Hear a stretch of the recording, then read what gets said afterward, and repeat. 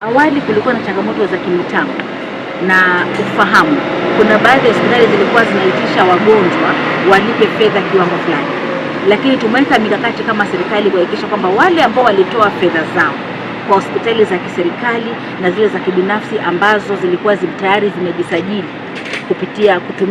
kutoa huduma kupitia SHIF wameweza kurejeshewa hela zao. Kwa hivyo kuna wengine walikuwa na manual system ambao walitumia fedha zao, tumewaregeshea pesa zao, lakini kuna baadhi ya maeneo bado tunaendelea ku identify ni kina nani waweze kupata fedha zao. Lakini iwapo umejisajili kupata huduma ya SHA, ustahili kulipa fedha zozote. Ile cover ya kupitia SHIF baada ya kufanya means testing inakuambia utakana ulipe fedha ngapi kwa mwezi, na mara tu umeweza kulipa fedha ile moja kwa moja, hakuna kungoja kama ilivyokuwa katika mfumo wa SHIF. Moja kwa moja unaweza kupata huduma za afya. Kwa hivyo iwapo unataka usilipe fedha kupata matibabu, siri ni moja: jisajili kupata huduma bora za SHA.